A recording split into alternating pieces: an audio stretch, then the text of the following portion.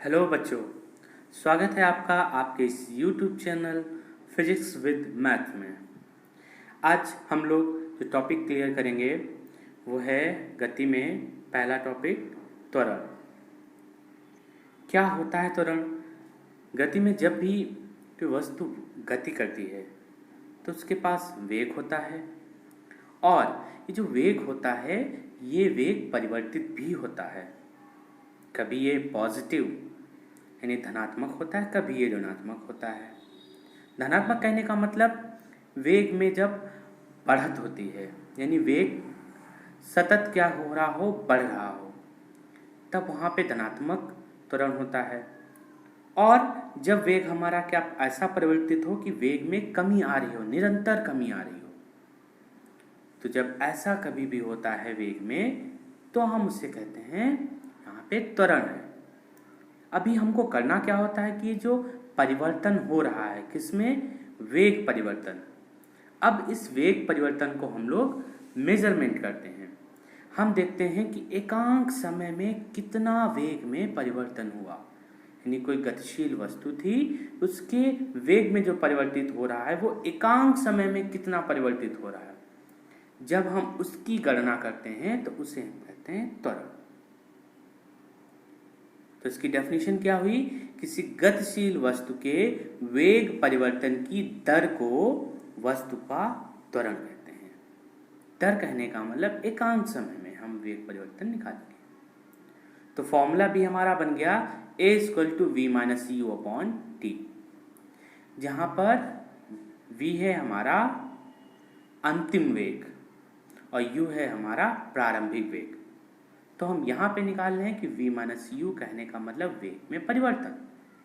मान लिया t time में आया v - u, क्योंकि हमें एकांक समय का निकालना होता है तो t = क्या हो जाएगा, v - u एक सेकंड का, एक यूनिट टाइम का अगर हम लोग निकालेंगे तो v - u/t।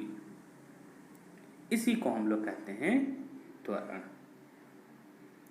तो ये हुआ त्वरण की बात। अब अगर मात्रक की बात करें तो फॉर्मूले से हम लोग मात्रक निकाल सकते हैं। ऊपर है वेग परिवर्तन की दर यानी वेग। वेग का क्या होता है, मीटर पर सेकंड। टाइम का सेकंड, ये सेकंड नीचे आके स्क्वायर हो जाएगा तो मात्रक आया मीटर प्रति सेकंड स्क्वायर। इसको हम ऐसे भी लिख सकते हैं क्योंकि यहाँ स्क्वायर होता है, ये ऊपर जाके -2 हो जाएगा। अब हमने शुरुआत में एक बात कही थी कि वेग में जब भी परिवर्तन होता है तो दो तरीकों से होता है। एक में बढ़ता है जिसको हम लोग धनात्मक त्वरण कहते हैं, और एक में घटता है जिसको हम लोग ऋणात्मक त्वरण कहते हैं। इसी ऋणात्मक त्वरण को ही एक नया नाम देते हैं जिसको कहते हैं मंदन। कहने का मतलब है जब किसी गतिशील वस्तु के वेग में परिवर्तन इस प्रकार हो कि निरंतर वेग में कमी आ रही हो तो वहां पर मंदन होता है, वस्तु के पास मंदन होगा।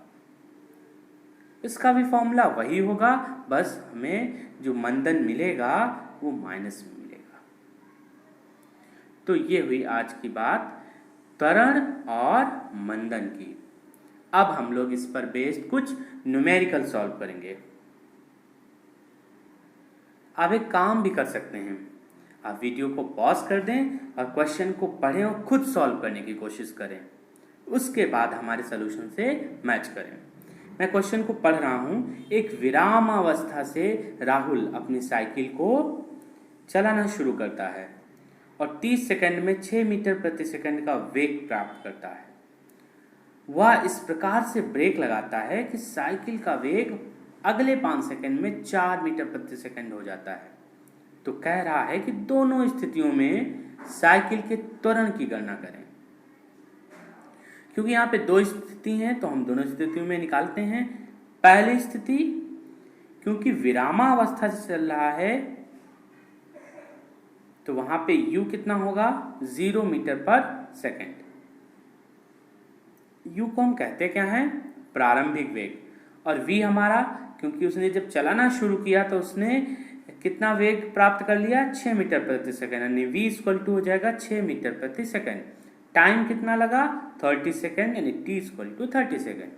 हम फॉर्मूला रखेंगे a equal to v minus u upon t. अब इस फॉर्मूले में हम लोग रखेंगे वैल्यू 6 माइनस 0 अपॉन 30, यानी 6 अपॉन 30 आया। इसको हम लोग डिवाइड कर सकते हैं, 6 1 जा 6, 6 5 जा 30। अब 1/5 को अगर हम डिवाइड करेंगे तो आ जाएगा 0.2 मीटर पर सेकेंड।